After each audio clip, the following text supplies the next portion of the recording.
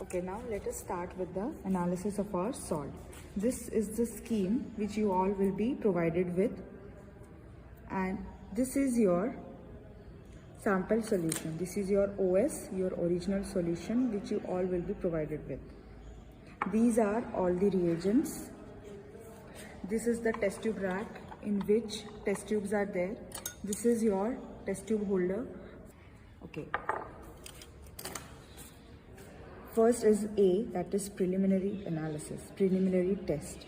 In the original solution, we have to first analyze the color. But what is the color of our solution? So as you can see, our color is colorless. Now, here we have 3 columns. In each column, where in the first column you have the test, in the second column you have the observation, and in the third column you have the inference.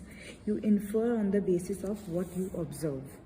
Okay, so if the color of your solution is colorless, so you will infer that these ions, they may be absent, that Fe2+, Fe3+, nickel, copper, etc. These ions, they may be absent, right?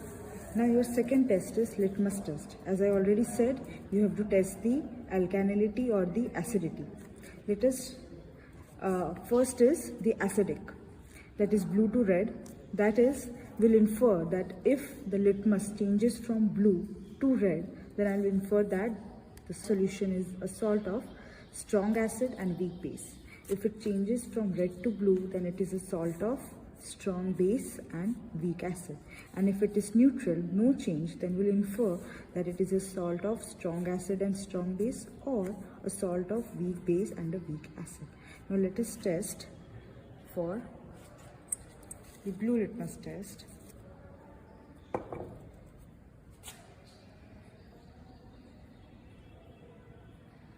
You can see the litmus changes from blue to red. So we can infer that it is acidic in nature, that this salt solution, it is a salt of strong acid and weak base. Let us also try it for red litmus paper. Let's see if there is any change or not. We can see there is no change. So we'll confirm that our salt is acidic. Next is the flame test. Some metal ions, they give a characteristic flame, and some metal ions, they don't give any characteristic flame. So the positive ion of this salt solution, it does not give any characteristic flame. So we'll not be performing the flame test of this salt solution. We'll be performing the flame test for our next salt solution.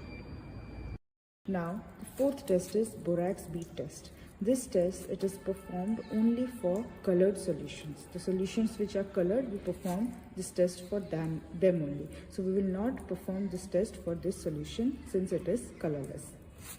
Okay. After the preliminary test, that is the A part, gets over, we will proceed to our wet test for positive radicals. Now we will find the positive ion of our salt. So the first step, you have to take OS plus dilute HCl. So in a test tube, you take 1 ml OS plus dilute HCl.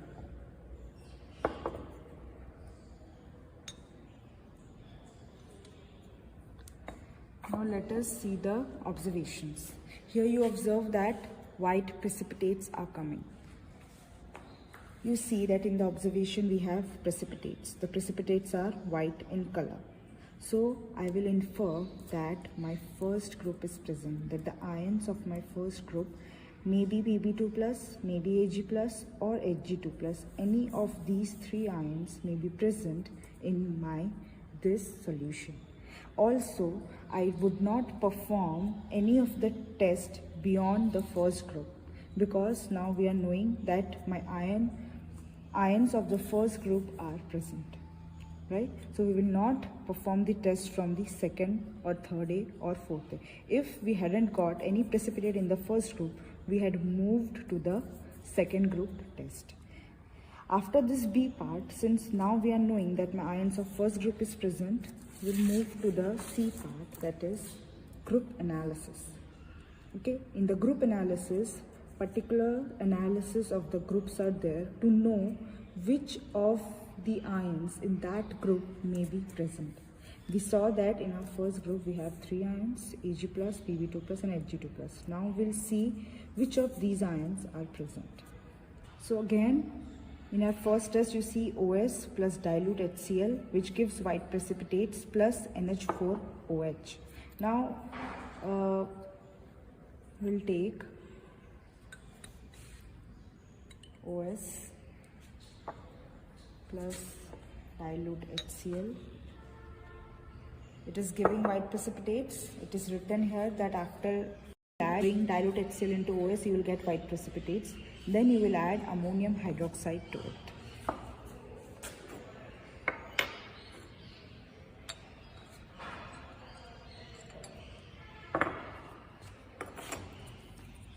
This is what you observe, white precipitates. Let us observe. In the options, you see that either your precipitates may dissolve, means all the precipitates will get solubilized, or precipitates remain insoluble, means the precipitates will remain as it is, they will not get dissolved, or the precipitates may turn black. So out of these 3 options, your second option is there. Precipitates remain insoluble. So I say that my Pb+2 ion may be present. Now we are still not confirmed about the presence of this ion. So after this C analysis, we will have to go for confirmatory test.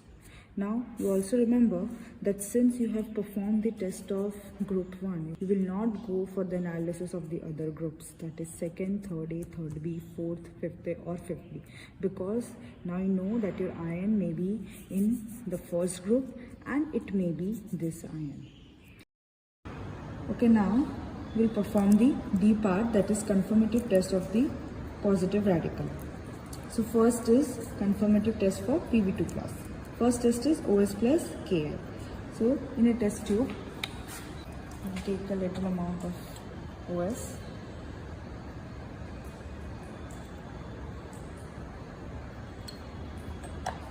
Then we'll add Ki solution to it.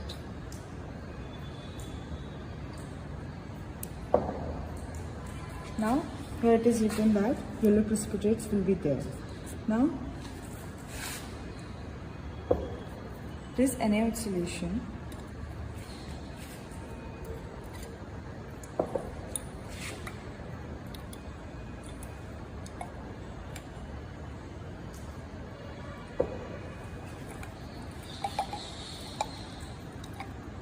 now here it is written that on addition of NaOH, these precipitates, this yellow precipitates, it will get solubilized, and we are getting it as our observation. So from this we are getting that Pb2+ ion is confirmed. Now we'll move for the second confirmative test, that is OS plus K2CrO4. We'll take OS and this is K2CrO4. We are getting yellow precipitates, which is our observation. So again, these 2 tests confirm that lead ion is confirmed. So now, after the confirmation of our lead ion, we'll move to the E part, that is wet test for negative radicals. In that, first test is OS plus AgNO3. So again, in a test tube, we'll take OS and we'll add AgNO3 to it. So we saw that there is no precipitate. There are no precipitates, so Cl minus ion is absent.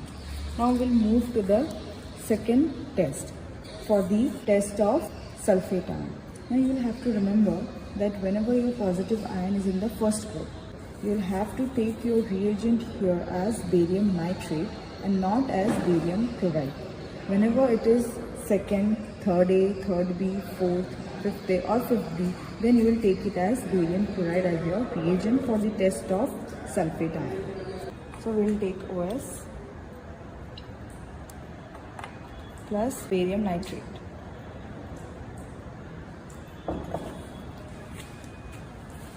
Again you are seeing that there are no precipitates. Again we will say that sulfate ion is absent. Now we'll move for the third test, for the test of nitrate ion.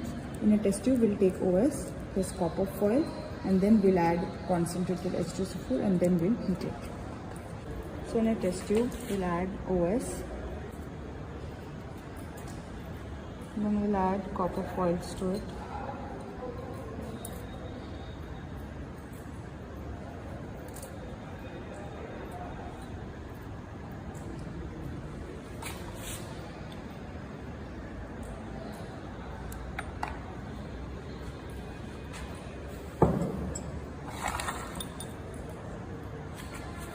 Then we'll add concentrated H2SO4.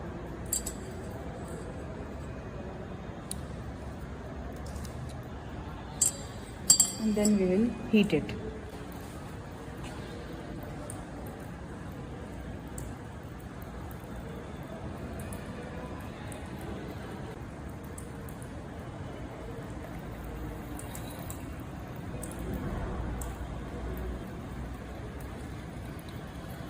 Now you can observe the emission of brown fumes in the test tube, right? So in the observation you will see emission of brown fumes of NO2 gas. So nitrate ion may be present. Now we'll move for the conformative test for negative radical. In that, we'll take, in a test tube, we'll take OS plus concentrated H2SO4. Then we'll cool it under the tap water, and then we'll slowly add freshly prepared ferrous sulfate solution from the side of the test tube. Let's see what happens. So we'll take OS in a test tube.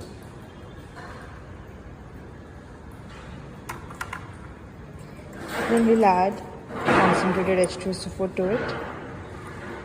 Then we'll cool it under the tap water.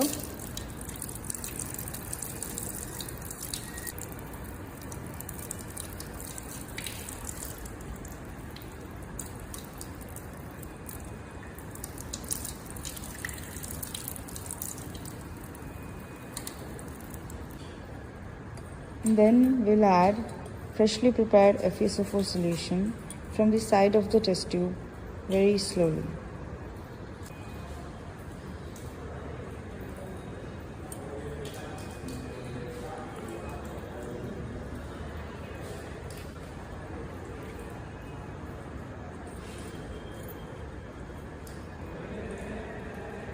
Now you'll observe the formation of the brown ring at the junction, which is unstable.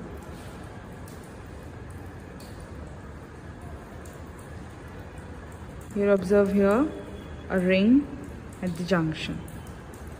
This confirms the presence of nitrate ion in the salt solution.